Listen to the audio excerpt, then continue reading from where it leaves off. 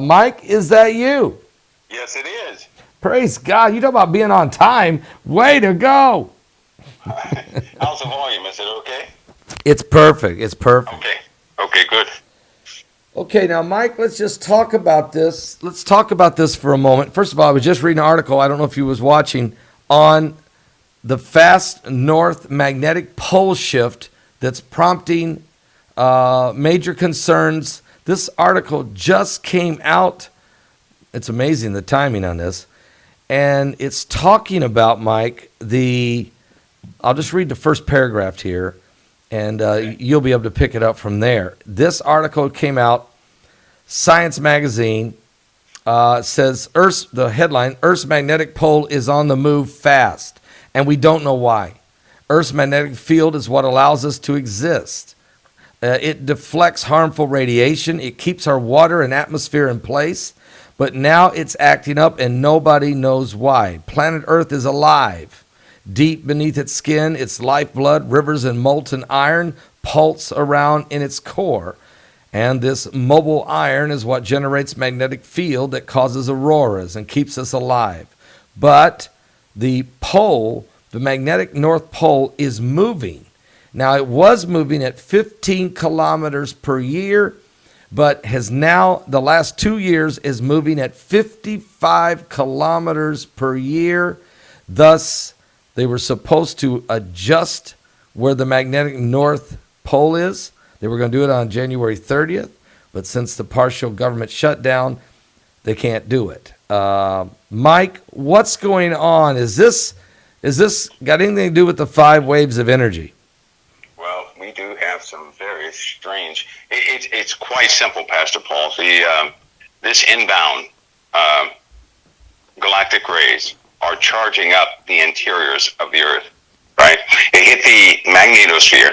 The magnetosphere redirects, brings it inside the Earth, which is charging up the dynamo, the theorized dynamo inside of the Earth. There's our magma problem, which is a whole new, brand new set of problems that I don't believe that anybody's ready for. But these inbound high-speed particles are overcharging both the sun, other planets, as well as the Earth. And so this is a cumulative issue. This is an ongoing issue. So as this magma has more and more energy, of course, it's going to stir twice as much. It's also causing plate cracks and shifts. That's what's causing the plate shifts. We have a swelling of magma inside of the planet. Now, it's also known fact that we have oceans inside of the Earth. Caverns of superheated water that have not been exposed to air.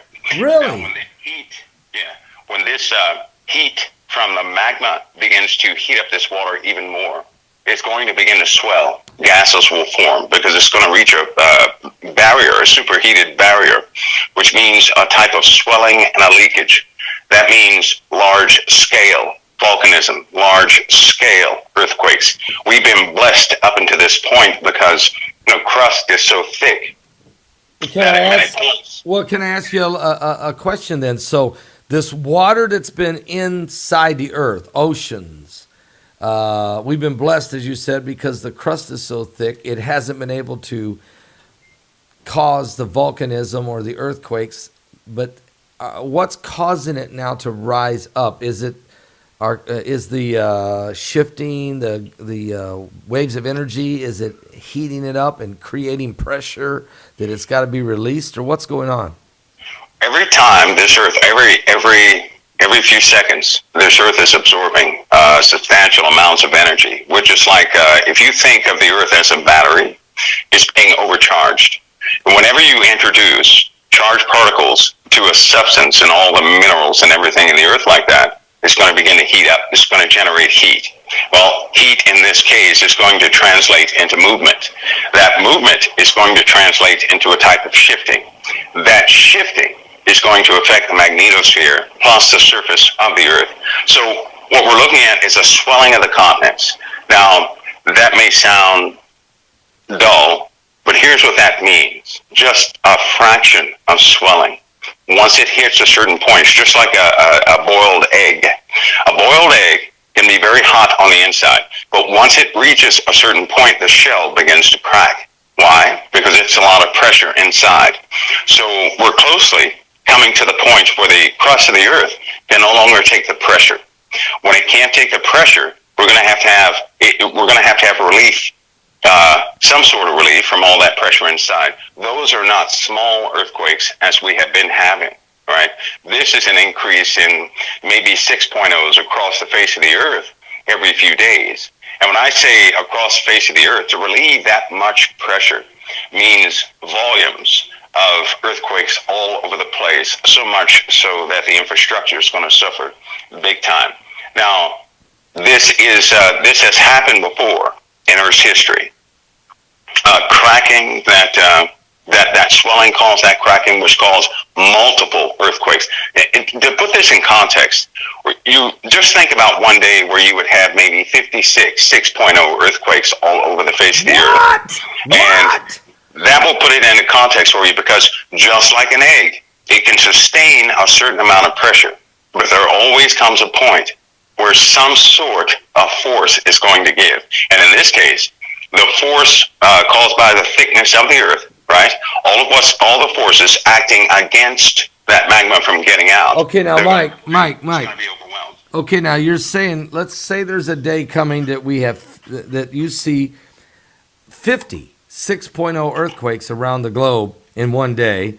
In other words, it becomes very common to have 6.0. Mike's a little loud.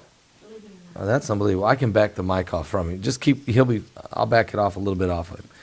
All right, but Mike, is it also possible that we'll see a 10.0 earthquake? I mean, besides a lot of 6.0 quakes, could there be an increase in 9s and maybe even a 10? It could if it's centralized, and the reason why I'm saying a volume of the smaller earthquakes is due to the new fractures that people are... See, what's happening now, the process we've gone under in the last 8 months. In the last 8 months, there have been brand new cracks that have been forming in the crust. We're talking about brand new fault lines, right? These are brand new cracks. They're not old, they're new. And they've been over the course of time through these small earthquakes. If you know, there's a pattern in these small earthquakes where they've been happening. These are additional cracks being formed in the crust. They're brand new. With all these cracks, those are going to become relief points, right? And so with these relief points, based on that pressure, it's a lot of pressure. It's a lot of charged particles. Well, let me ask you, right now, Mike, let me ask you. So if this happens, I mean, I'm looking here. I'm seeing volcanism then is going to definitely increase. The earthquakes are going to increase, as you said, to the point, imagine a day of 50 earthquakes at 6.0. What about tornadoes? I mean, because isn't that pressure going to release? Won't that affect the jet streams and the weather patterns? Well, absolutely. So let me give you a model of how this would happen. There's going to be a day like today, right? Just a normal day somewhat normal, like today. Then all of a sudden, you're going to hear about an earthquake somewhere, a few earthquakes, right? A few of the 4s. But that won't be enough to relieve all that pressure. And then all of a sudden, it's going to increase up to 6s. When I say 50 earthquakes all in one day, what I mean is that no warning before them, okay? A slow buildup of small quakes first, followed by massive release, right, from all these different fracture points. What that will do, if this happens on a global scale, which it likely will, you're looking at that. That's the equivalent of having all those all over the earth. Is like having a 5 or 6, 10-point or 12s or 20-point earthquakes, right? Because that's massive damage. And you're unlike any other 6.0 earthquake, which is normally they don't last that long, right? Right. You're looking at a pressure release point. That means a constant vibration for at least up to about maybe 20 or 30 minutes per fracture. So that this will happen suddenly. This will be a sudden happening. So no real warning, except to say, by way of the modeling, if this were to take place, you would definitely see smaller quakes begin to rumble all over the place, right? Yeah. But here's what's up. We have been seeing the smaller quake increase in the yields of them in the last year. We have been seeing that. It's steady on course.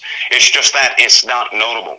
Now, once these things begin to release, you're going to have a change in the atmosphere. You're also going to have a magma problem we probably don't need, because once they begin to fracture, places like New York City, we're speaking about the United States, places like Iowa, they're going to see magma right up under the infrastructure, which is not going to be good. Right below, just immediately below the feet of people, you're going to see magma starting to thrust up certain rock plates in the U.S. And there's no avoiding this. Geologists, they already know about this. They already know. Well, Mike, is the 5 waves of energy, are they what's causing the heating up of the Earth's core? Because the 5 waves of energy obviously is sending these charged particles our way. It's energizing the atmosphere. As I've heard you say before, it's going to create tremendous static in the air, charged particles, and at the same time, that's going to heat the inner core. And so, are we looking at wave number 4 in this year of 2019? Yeah, these energies coming in right now. This is part of that onset of some of the higher ripples that are behind. This one is I would say this one. If you're on a beach and a wave hit your feet, right? Those small rising in the water hit your feet. That's what we're seeing now. What we're about to see in a couple of months, probably in a couple of months, is an actual wave that will come up to your waist. So we've just been seeing it on the feet. We haven't seen any large-scale influx of this energy, because that would cause a change in the atmosphere, period. Now, this energy that comes in right now is being soaked up by the planet, is the problem. It's being soaked up by the sun also, is another problem. It's hitting the magnetosphere. It's being redirected inside of the Earth, overcharging the Earth, right? Which is causing, you have a change inside of the Earth. You're going to have a change in that dynamo, that theorized dynamo, and you're going to have a change in the magnetosphere. We don't need that. But this increase is not going to back down. It's not going to stop. And some very large-scale walls of charged particles are on the way. They're on the way. So then this will be something physically visible that people will notice. Well, when you say charged walls, I mean, you're talking about a wave, a wall of a wave of charged energy that are on the way. A pulse band, that's right, a wall. It's part of the pulses that are coming through. We've experienced a gradual buildup, right? But now the walls, kind of like a wall or pulse, is coming through. So it will just bombard most of what we have out there with charged particles. Well, is it because Nibiru or Planet Number 9 or Planet X or whatever everybody wants to say, is that thing moving? Are we setting where we supposed to be? Is it moving and just disrupting, creating a cosmic disturbance of biblical proportion? Is that what's taking place? I believe this. Number one, whatever people want to call it, it's emitting something. It's emitting. It's not stopped emitting anything. What has happened for a long time is that our galaxy, in relation to other bodies out there, we've been on the protected side for a long time, right? We're just on that cycle now where we're not on the protected side. So we're closer to a lot of unknowns. Things are becoming visible that no one knew about. It's frightening to those folks. So they're spending trillions of dollars just to see it, just to watch it, study it, model it, to see what's going to happen to the Earth. And so we've certainly entered into an area or a time that we've not been in before. We just haven't been here before. Pastor Paul, you also, the magnetic changes in the Earth. Yes. That's very bad. It's very bad, not only for our geostationary satellites and all the other satellites that are up there, and the timing. They're working about timing because all GPS systems, timing is very important, and they have stripped all analog devices from the surface of the Earth so they can somewhat obscure any changes in the North Pole. And it's differences, but there's some bad changes taking place in space right now.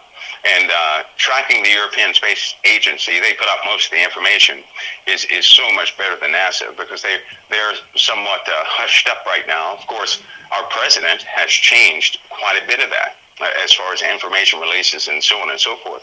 So lots of Well, what do you mean? things they're going to be coming forth. Okay, now what do you mean the president has made some changes that has, is that, I mean, he's opened up some of this information, he's freeing up the information to get it out there? Yes, he is. Yes, he is. Let me give you an example of that. Even as far as the FCC television broadcasters and all those, they cannot broadcast certain things to a degree. They couldn't. By federal law, they couldn't do that. And so what you see happening now is that there's a lift on content. We're not talking about bad content. We're talking about information-wise. Right. There's a lift on some of that content. So if the average person began to notice a little different information coming forward, well, that's because there's a gag order has been taken off a few things right now. That's what I've been saying. I've been calling this a soft disclosure that there's a large body out there, and I mean, it seems like every couple weeks there's a release of another report of that something's out there and it's affecting the earth and there's cosmic rays and radiations. It seems like every couple of weeks we're getting more and more and more of a disclosure about what's taking place right now on the earth. And you said this 5 years ago that, look, after a while they're not going to be able to hide this thing. And so you think that's partly what's going on? Oh, yeah, and to maintain credibility, you have to, any agency like that, to maintain some sort of civil order, you have to be credible to some degree with the public. In other words, if that information was locked up and everybody began to see the sky turn to a golden color and stay that way for weeks, and other things happening on the face of the earth, they would hold somebody accountable, right? It'd be there'd be a lot of riots out there trying to get to these folks saying, why did you hide this? And so what they're doing is they're just they're slowly acclimating the public to quite a few things, so it's in their mind, so that when it takes place and when it happens, they can honestly say, well, we told you about that. We didn't quite know everything, but we told you about that, to maintain some sort of civil credibility, which is important because without civil credibility, they wouldn't be able to move or maneuver individuals anymore. We would just lose power. Everybody would lose power and authority, and all that stuff would be gone. So, but it's becoming impossible to hide. And one of the next events, which is something I'm not looking forward to, is dealing with the magnetic changes in the earth, which affect the body, animals, and insects. And so you were speaking about that last week when you said something about the plagues, and I was itching to tell you then, but there just wasn't enough time. But when the plagues in the Bible, or plagues period, there's a reason dealing with the magnetosphere and dealing with radiation. That will just blow your socks off. These are studies. This has happened. This is proven, and it's proven with the physical body as to what will take place. That part I'm not looking forward to, because it will turn people into some lunatics. It increases the aggression factor at least by 100%. All right, let's talk about that, because that's one of the questions I had for you today. I told the audience this week that we were going to ask you, what effects will this increased waves of energy, this pressure from the cosmos, what will it do to the human brain, and what will be our reactions? That's a good one, too, because when you're talking about plagues, especially when you go back in history and you see some things, there's always something synonymous with the plagues that scientists dig up, and it's increased radiation, increased arsenic, both those two elements.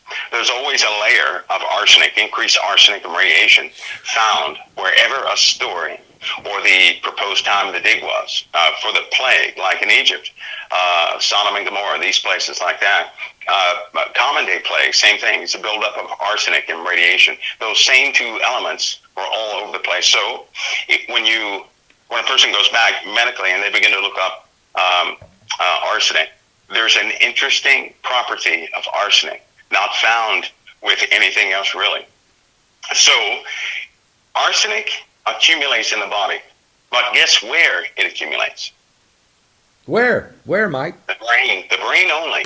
The brain. Only the brain. Only the brain. So Only the so if brain. you get arsenic in the water, and as I was talking about this last week, where Heidi actually read the water testing of our area, and she didn't like the levels of arsenic. She's seen it. She didn't like the level, some of the levels, and said, "Hey, we're going to put water. We got to get some softening of the water. We got to have some filters. We got to have some filters in here." And the guy said, "Hey, no one in 30 years has ever read the report."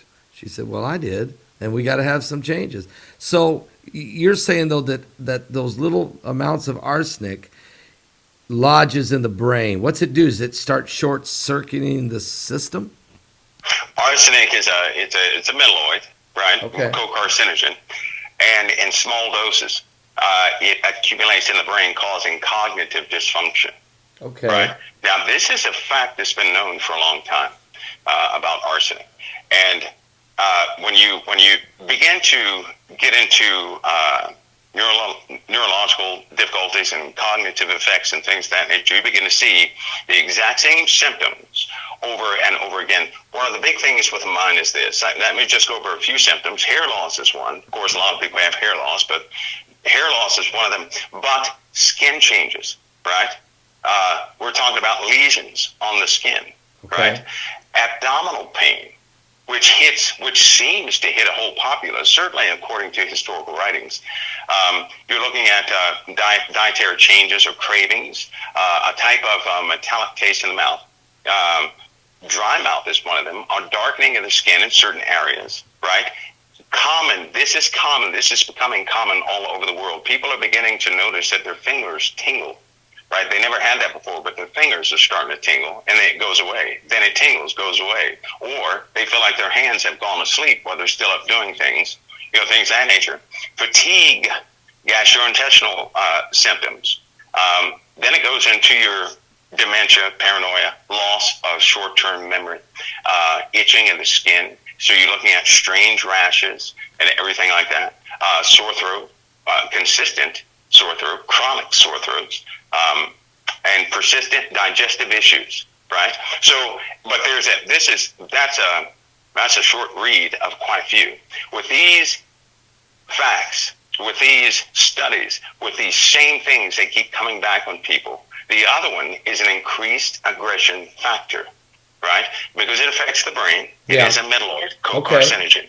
It will increase aggression in the brain. So it actually changes your attitude. It just alters your attitude, right? Yes.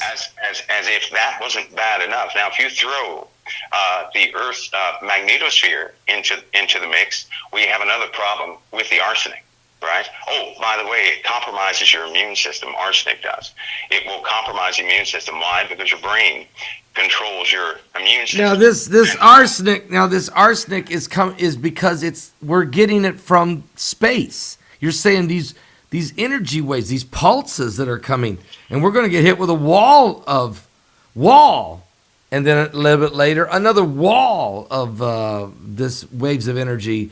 Is that going to increase the arsenic levels in the earth? Well, also that, but these chondritic meteorites are bound with, or they have an abundance of arsenic in them. You have these meteor showers, right?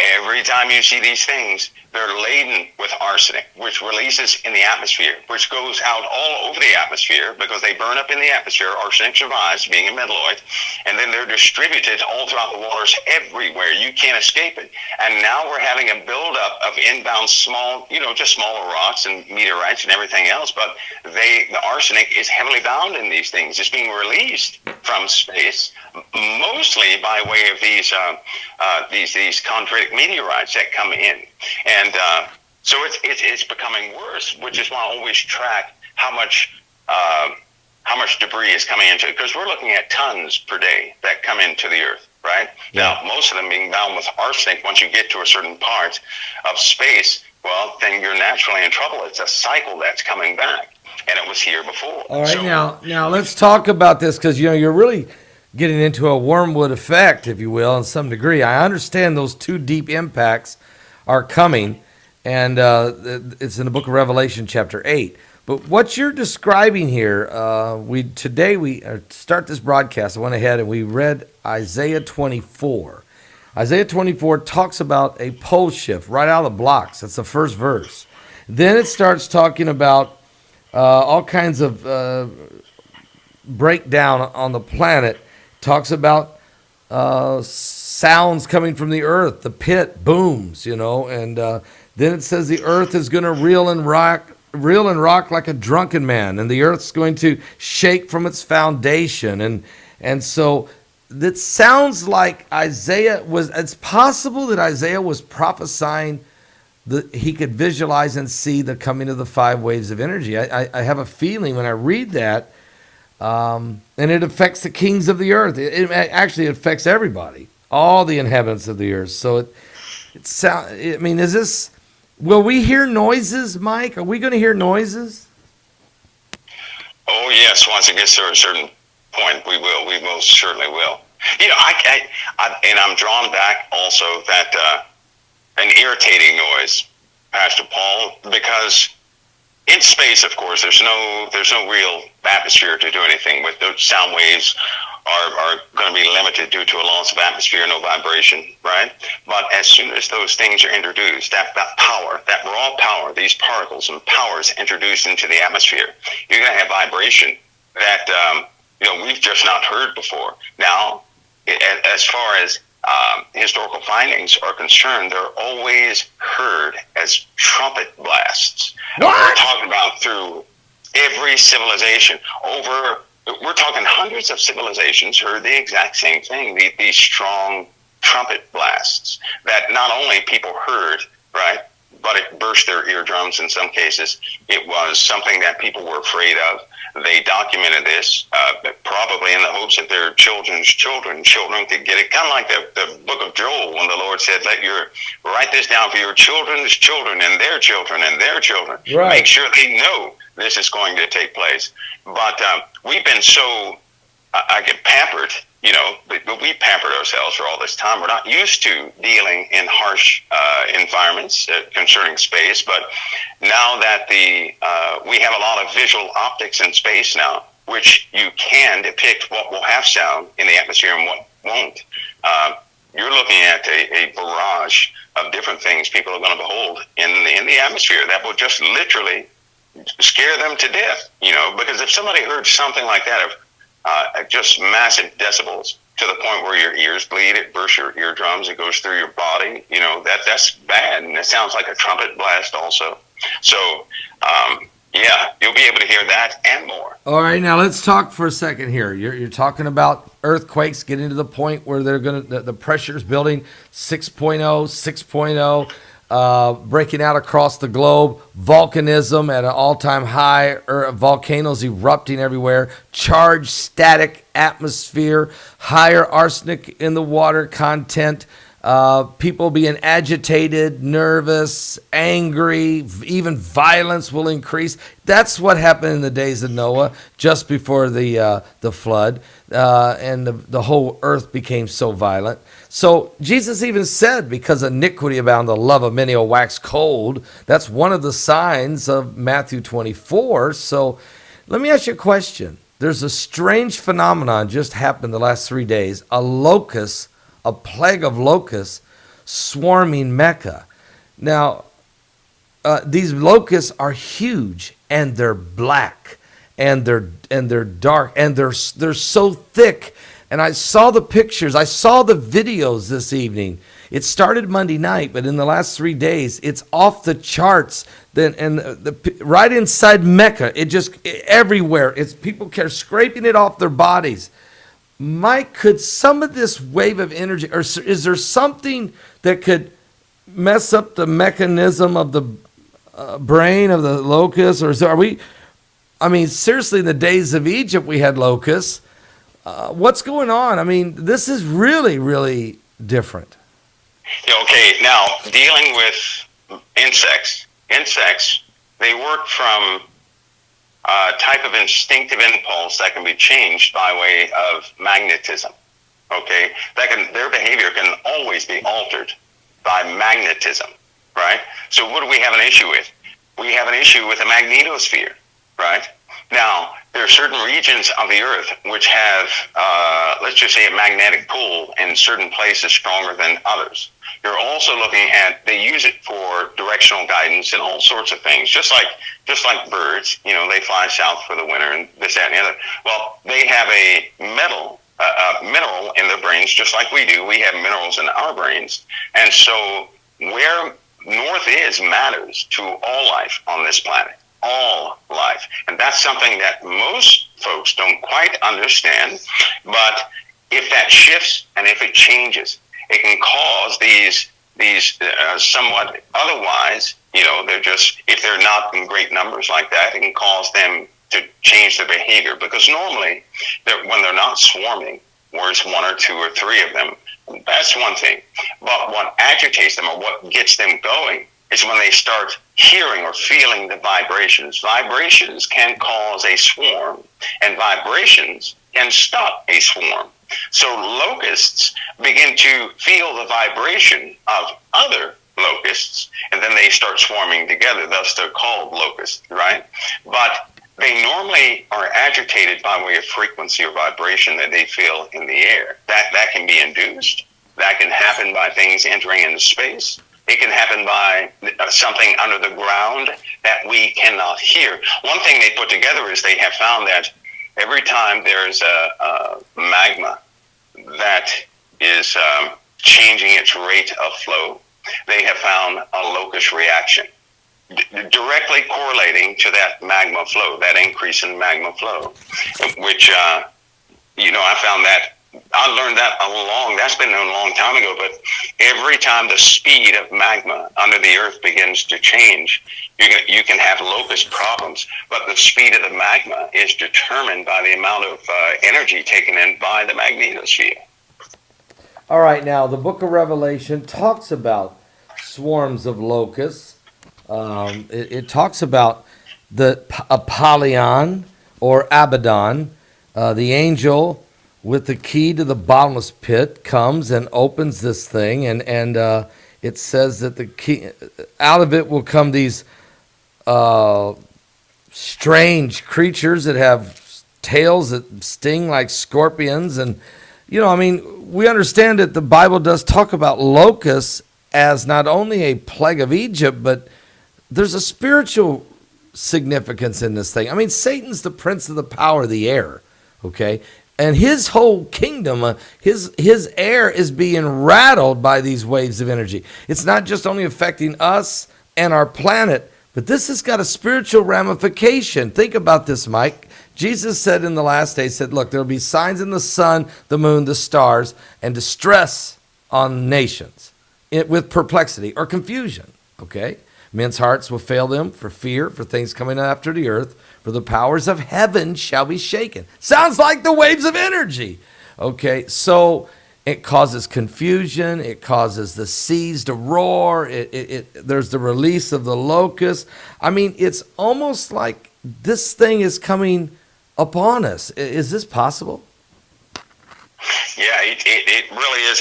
Also, Pastor Paul, when I can't help but to remember the term that Jesus used, and boy, he put that in the context for me. That was in Matthew 24. I know that most people equate Matthew 24:30 and 39 to the giants and so forth and so on. But going along with what you just said, when Jesus said, "For as in the days of Noah were before the flood," he said before the flood. Right. And they didn't give a context. He said they were eating and drinking, marrying, giving into marriage, until the day that Noah entered into the ark, and knew not until the flood came and took them all away. So shall also the coming of the Son of Man be. What I extracted from that, reading that, is that for the world, it's not going to look like anything is going to take place. In other words, before the flood, though conditions were what they were, though things were in the earth, they had become used to them. So they didn't know a thing.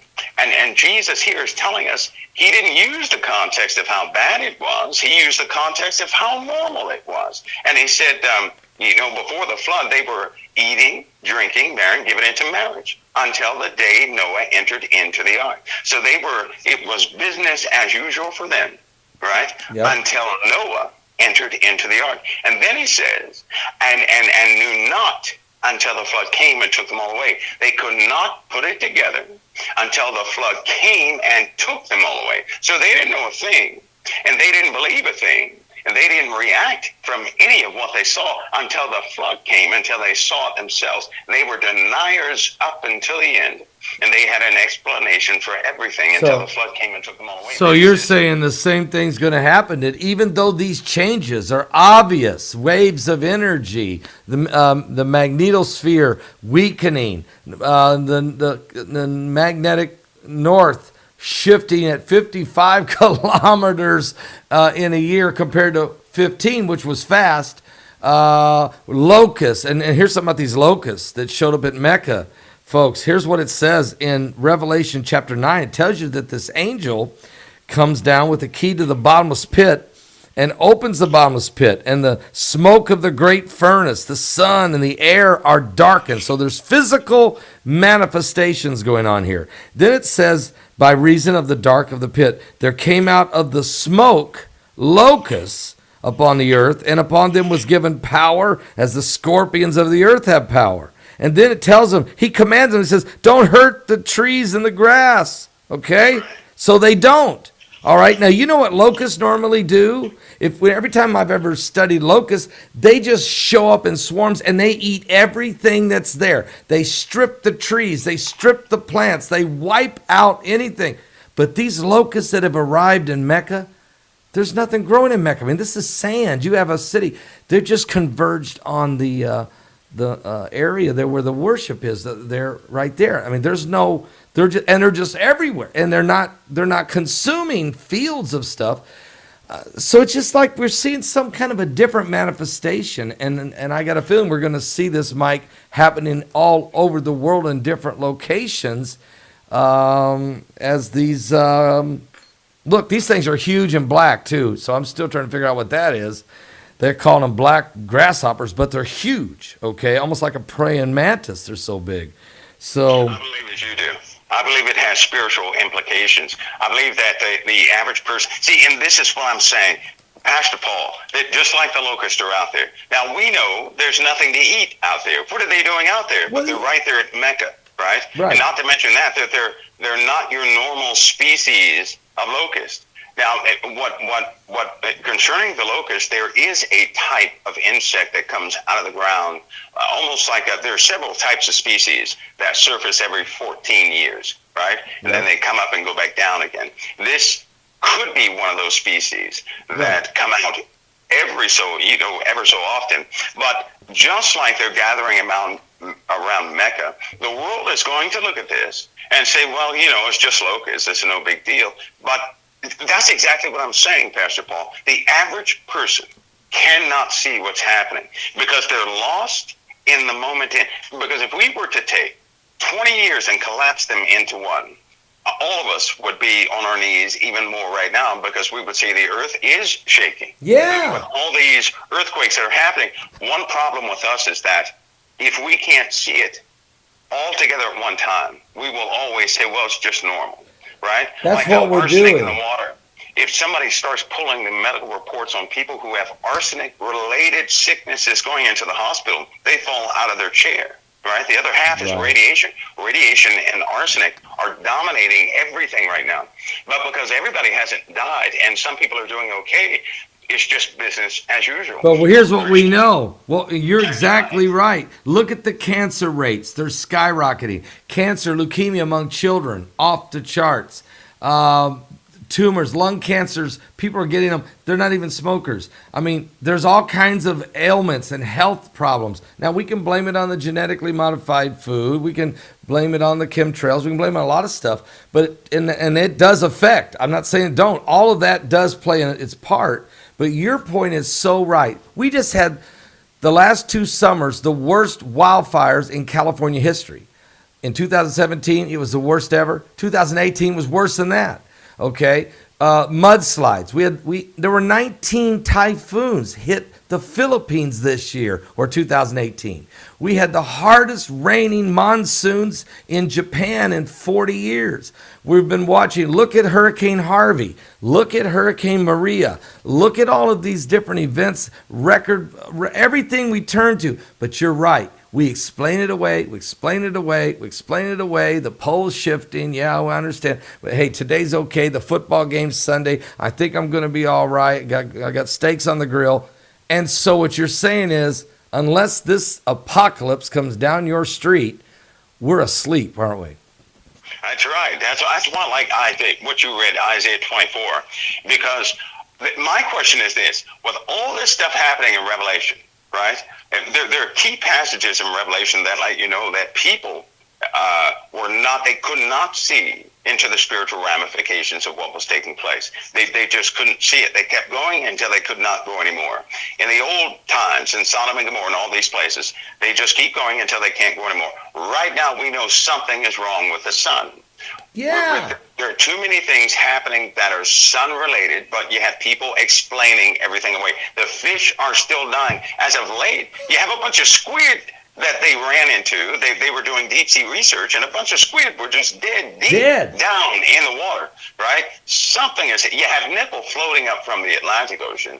You have all these earthquakes that actually, over the course of, I'd say a month, we've had a 10.0 earthquake when we deal with infrastructure damage every quarter. We have one, right? When you get them all together based on the damage and the death. Yeah. Because these smaller earthquakes are called, but no one's paying attention because it's not all happening at once, right? It's kind of like getting caught out. Can you imagine them back in these days? They see a sprinkle. Oh, no big deal. We can just brush that off, right? It rains heavier. No big deal. We'll just move our little shacks higher to sleep in.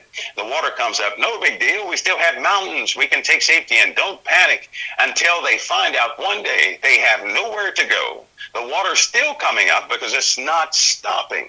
And that water, once it began to rise, it didn't stop until everything was dead. And the same thing is happening right now. Year after year, things are getting worse and worse and worse. Things are being slowly revealed, and we're in trouble, and people can't notice it.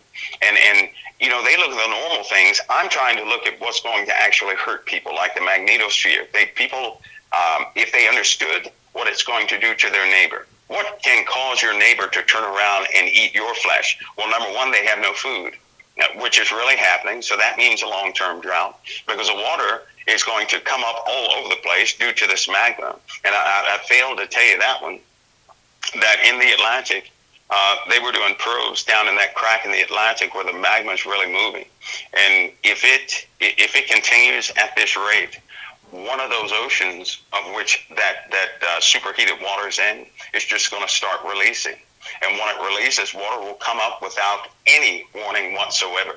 It will just pop up. But because it's so deep into the earth, it's going to shift the land masses. So we're going to look at a landmass shift. Now, the Navy is aware of this. And the Navy is the one paying for everything that's happening in the Atlantic where nickel is coming out in that crack in the earth. We have a crack in the earth is what we have. And it's identified as a crack in the earth. To have a crack in the earth and people they don't know about it. They're just walking around like normal.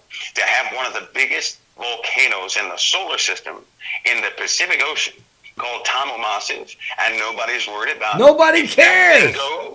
That's it for everybody. That will just bathe the entire world and everything. And it's starting to activate one of the largest volcanoes in the entire solar system right here on Earth. It makes Yellowstone look like a pimple. It really does. It is huge. Yeah, we're not ready. All these little things taking place. We're not ready, Mike.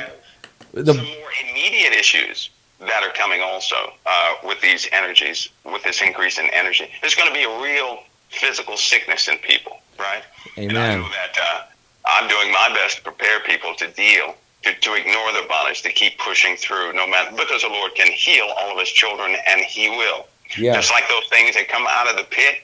What makes it so funny in that reading is that not only were they commanded not to touch any green tree, but they were commanded not to touch anybody with the seal of God. That's exactly right. They cannot touch anything of God's. Just like all of this stuff.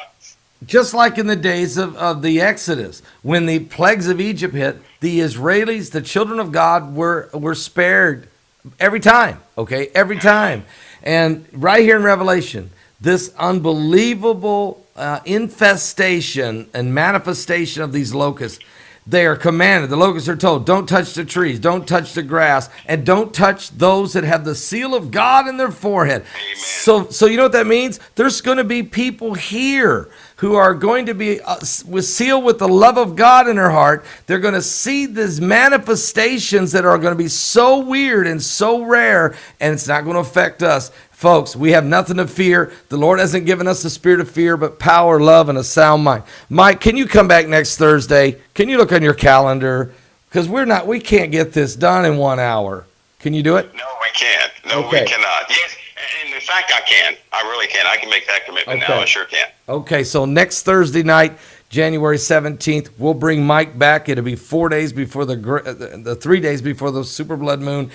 Who knows what'll be going on then? We got locusts already, probably hail and fire and brimstone. I don't know. It's happening so fast. Mike, thank you so much again for coming on, being with us. It's always a pleasure. It's fascinating, and yet it's right out of the Bible. Well, God bless you, Pastor Paul. It's always an honor, you and Heidi. God bless both of you. God bless you so much. Amen. Folks, Mike from around the world.